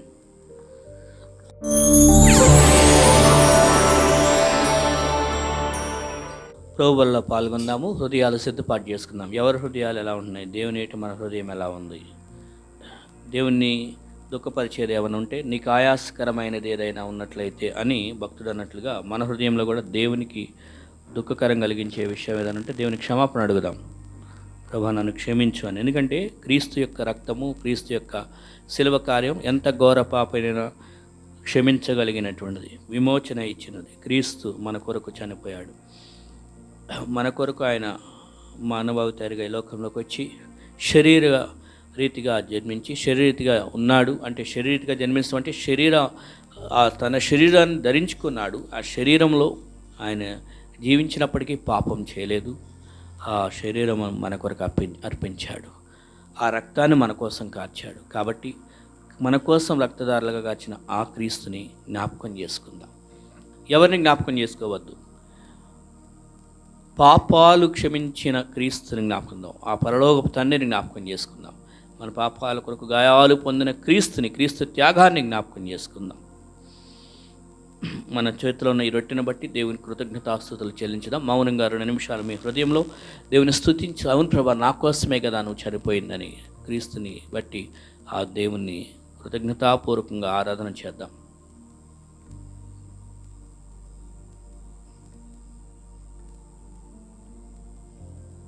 ప్రేమగల తండ్రి, పరిశుద్ధుడు అయిన దేవా, అయ్యా, మా పాపముల చేతను అపరాధముల చేతను మేము చచ్చిన వారమై ఉండగా తండ్రి, మాకు విమోచన కలిగించాలని, మా పాపాలు క్షమించాలని, మమ్మల్ని బ్రతికించాలని క్రీస్తుని మా కొరకు ఈ లోకంలోనికి పంపించి, శరీరధారిగా క్రీస్తు జన్మించి పాపము చేయకుండా జీవించి, అయ్యా, మా కొరకు క్రీస్తు సిలువలో బలియాగమై చనిపోయి మరణించి మమ్ములను దేవునిలో ఉన్న ఆ నిత్య జీవాన్ని పొందడానికి నీ కృపచేత మమ్మల్ని అర్హులుగా మార్చావు. అయ్యా, ఇటువంటి యోగ్యత ఈ లోకంలో ఇంకా ఎట్టి రీతిగాను పొందుకోలేము. మేము కేవలం నీ కృపచేత మాత్రమే, శిలువ కార్యం, క్రీస్తు చేసిన ఆ శిలువ కార్యం ద్వారా మాత్రమే, క్రీస్తు బలియాగం ద్వారా మాత్రమే మేము విమోచించబడ్డాం ప్రభా. అందుల కొరకు మేము మీకు ఏమి ఇవ్వగలము తండ్రి? ఏమి ఇవ్వలేక ఈ నా కొద్ది స్తుతి ఆరాధన నీకే సమర్పించుకుంటున్నాం తండ్రి. ఆమె రొట్టెలో పాల్గొన్నాం.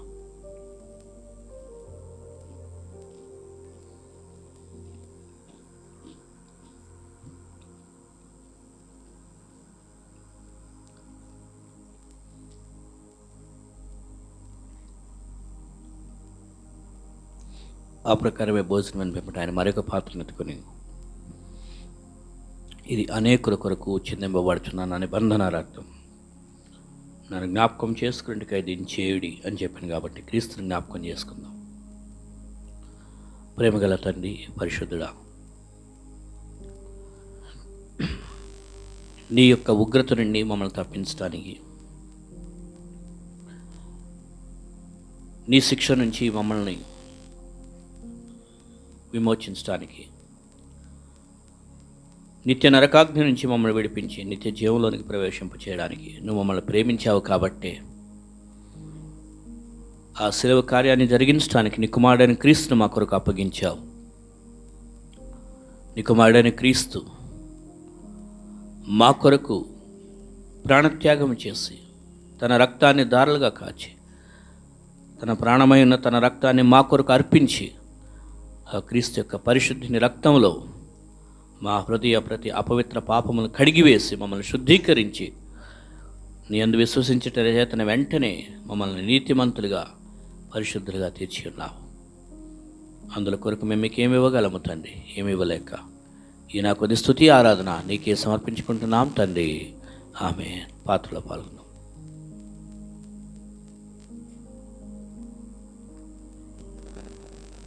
ప్రేమగల దేవా, పరిశుద్ధుడైన తండ్రి, ఈ ఉదయకాల సమయంలో క్రీస్తు శిలువ కార్యానికి సాదృశ్యమైన ఈ రొట్టెలో పాల్గొని బలలో పాల్గొనే అవకాశం మాకు ఇచ్చామని స్తోత్రాలు. బలలో పాల్గొన్న మేము తిరిగి అయ్యా నిన్ను ప్రచురపరిచినట్లుగా, నీ గొప్పతనమును బట్టి నిన్ను ఆరాధించేటట్లుగా మమ్మల్ని చేయమని కోరుచున్నాం ప్రభా. ఇక్కడ చేరవచ్చిన మేము కొద్దిమందిగా ఉంటుండగా మాతో నీవు ఉండండి, మా మధ్యనే ఉన్నావు, నీకు వందనాలు ప్రభా. ఇక్కడ కూర్చున్నటువంటి వారి కుటుంబాల్లో వ్యక్తిగతంగా ఎవరెవరి కుటుంబాల్లో ఏ సమస్యలు ఉన్నాయో, ఏ కన్నీరు ఉందో, ఏ వేదన ఉందో, ఏ దుఃఖం ఉందో ప్రభా, ఆ చీకటినంతటిని తొలగించి నీ మహా వెలుగును ప్రజలకు దయచేయండి అయ్యా. ప్రతి ఒక్కరికి నీ ఉత్సాహం నీ వాక్యము చేత తెప్పరిల్లే హృదయాలుగా ఉంటాయి కాబట్టి ప్రతి ఒక్కరిని ఉజ్జీవింపచేయండి. దుఃఖ హృదయాలకు ఆనందమును దయచేయండి. అనారోగ్యంతో ఉన్న శరీరాలను మీరు ముట్టండి, స్వస్థపరచండి. మానసికంగా కృంగిపోతున్న వారిని అయ్యా మీరు ప్రోత్సహించండి. విశ్వాసంలో వెనుకడిచి వేస్తున్న వారిని అయ్యా వారిని నీ మార్గంలో ముందుకు నడిచినట్లుగా ప్రోత్సహించండి. ఫలవంతమైన జీవితాన్ని మా అందరినీ ఆ విధంగా చేయమని కోరుకుంటూ, క్రీస్తు రాకడ వరకు మేము మరణించే వరకు ఈ యొక్క శిలువ సందేశాన్ని ఇతరులకు తెలియజేస్తూ ఇతరులను కూడా నరకము నుండి రక్షించినట్లుగా మీరు మమ్మల్ని నీ సాధనాలుగా వాడుకోమని యేసు నామములో ప్రార్థించుకొనుచున్నాం తండ్రి, ఆమేన్. సుగుణాల సంపన్నుడా, స్తుతి గానాల వారసుడా, జీవింతును నిత్యము నీ నీడలో, ఆస్వాదింతును నీ మాటల మకరందము, జీవింతును నిత్యము నీ నీడలో, ఆస్వాదింతును నీ మాటల మకరందము. సుగుణాల సంపన్నుడా, యేసయ్యా నీతో జీవించగానే నా బ్రతుకుగా మారేనులే. యేసయ్యా నీతో జీవించగానే నా బ్రతుకుగా మారేనులే. నాట్యమాడేను నా అంతరంగము, ఇది రక్షణానంద భాగ్యమే. నాట్యమాడేను నా అంతరంగము, ఇది రక్షణానంద భాగ్యమే. సుగుణాల సంపన్నుడా, యేసయ్యా నిన్ను వెన్నంటగానే ఆజ్ఞల మార్గము కనిపించెనే. యేసయ్యా నిన్ను వెన్నంటగానే ఆజ్ఞల మార్గము కనిపించెనే. నీవు నన్ను నడిపించగలవు, నేను నడవవలసిన యోవలో. నీవు నన్ను నడిపించగలవు, నేను నడవవలసిన త్రోవలో. సుగుణాల సంపన్నుడా, యేసయ్యా నీ కృప తలంచగానే నా శ్రమలుగా అనిపించలేదే. యేసయ్యా నీ కృప తలంచగానే నా శ్రమలుగా అనిపించలేదే. నీవు నాకిచ్చే మహిమ ఎదుట ఇవి ఎన్న తగినవి కావే. నీవు నాకిచ్చే మహిమ ఎదుట ఇవి ఎన్న తగినవి కావే. సుగుణాల సంపన్నుడా, స్తుతి గానాల వారసుడా, జీవింతును నిత్యము నీ నీడలో, ఆస్వాదింతును నీ మాటల మకరందము. జీవింతును నిత్యము నీ నీడలో, స్వాదింతును నీ మాటల మకరందము. సుగుణాల సంపన్నుడా. మంచిది. మరి వాక్యాలు ఏదైతే మనం 2 సందేశాలు విన్నామో, విన్నటువంటి 2 సందేశాలు కూడా ధ్యానించండి. ఆ యొక్క వాక్యం ద్వారా మన హృదయాలు, ఇందాక చెప్పుకున్నాం, చాలా విషయాలు లాభపడే సందర్భాలు ఉన్నాయి. గొప్ప లాభము కలుగును. కాబట్టి వాక్యం ద్వారా గొప్ప లాభాలు పొందే అవకాశాలు మనకున్నాయి. కాబట్టి వాక్యాన్ని మాట్లాడుకుందాం, వాక్యాన్ని ధ్యానించుకుందాం, వాక్యం ద్వారా జీవించుదాం. అప్పుడు ఖచ్చితంగా అది దేవునికే మహిమ వస్తుంది. ఎందుకంటే బైబిల్ ఏమన్నదంటే మనుషులు రొట్టె వలన కాదు కానీ దేవుని యొక్క వాక్యము, దేవుని నోటి నుండి వచ్చే మాట, అది ఉంది మనకి. బైబిల్ దేవుడు ఇచ్చాడు. ఆ వాక్యానుసారంగా జీవించడం తద్వారా గొప్ప మేలు, గొప్ప లాభములు మనకి కలుగునమాట. అదే రైట్. ఓకే. ప్రార్థనా అంశాలు ఎవరికైనా ప్రేయర్ రిక్వెస్ట్ ఉంటే తెలియచేయండి. ఏదైనా హెల్త్ విషయాలు కానీ, లేదంటే మీకు ఒకవేళ ఏదైనా చెప్పాల్సి ఉంటే ప్రేయర్ రిక్వెస్ట్ ప్రేయర్ చేస్తూ ఉండండి. దేవుడు మనందరం కూడా ప్రార్థన చేస్తుండగా దేవుడు ప్రార్థించమన్నాడు కాబట్టి ప్రార్థించుదాం. దేవుడు సహాయం చేస్తాడు. ఓకేనా? ఇంకేదైనా ప్రేయర్ రిక్వెస్ట్ ఉంటే కూడా ప్రార్థన చేసుకుందాం. ప్రేమ గల దేవా, పరిశుద్ధమైన తండ్రి, అయా నీ వాక్యం ద్వారా మాతో మాట్లాడి మా హృదయాన్ని ఎంతో నువ్వు చక్కగా ప్రోత్సహించావు. అయ్యా, కృప, కనికరము, సమాధానమును మాకు ఇచ్చే దేవుడు అయినావు. అది ఈ లోకంలో డబ్బుతో వచ్చేది కాదు. ఈ లోకంలో ఇంకా వేరే వాటితో ఆ కృప, ప్రేమ, సమాధానాన్ని పొందుకోలేం. కేవలం నీ ద్వారా మాత్రమే. కాబట్టి మేము నీ ఆజ్ఞలు పాటించినట్లుగా మా అందరినీ ప్రతిష్ఠించండి. మా అందరి హృదయాల్లో అలాంటి ఆలోచనతో మేము జీవించడానికి సహాయం చేయండి. అలాగే తండ్రి, రెండో వాక్యం ద్వారా మాతో మాట్లాడావు. అయ్యా, ఈ చూస్తున్న ఈ సృష్టే నిన్ను మహింపరుస్తుంది. వాటికి నోరు లేకపోయినా నిన్ను మహింపరుస్తుంది. మేము కాళ్ళు, చేతులు, నోరు అన్నీ ఉన్నాయి. కాబట్టి ఇంకా మేము నీలో ఎక్కువగా నిన్ను మహింపరుస్తూ జీవించి నిన్ను ప్రచురపరిచినట్లుగా చేయమని కోరుకుంటున్నాం. మా యొక్క జీవితాలు నిన్ను ప్రతిబింబించాలి.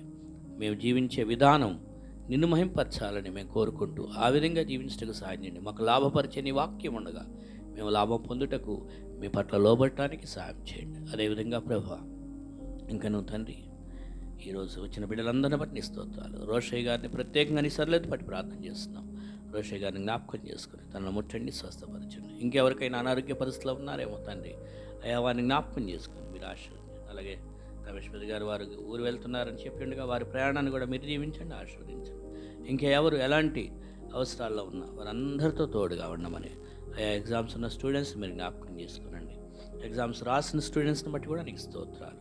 అయ్యా ప్రతి ఒక్కరి జీవితాల్లో విశ్వాసంలో ఇంకా బలపరచమని, అలాగే తండ్రి ఇచ్చిన బిడ్డ కానుకను నీ సేవ కొరకు వాడుకొని అయ్యా రానున్న రోజుల్లో ఇంకా మేము నీ మహిమార్థం ఎక్కువగా జీవించటకు సహాయం చేయమని, మరలా నిశ్చితమైతే మరలా మేము కలుసుకునేంతవరకు తండ్రి యొక్క ప్రేమ, కుమారుని సహవాసం, పరిశుద్ధాత్మ యొక్క కాపుదల ఇప్పటికెల్లప్పుడు సదాకాలము మీరు మాకు తోడుగా ఉంచమని మా రక్షకుడైన యేసు నామములో ప్రార్థించి వేడుకొనుచున్నాం తండ్రి.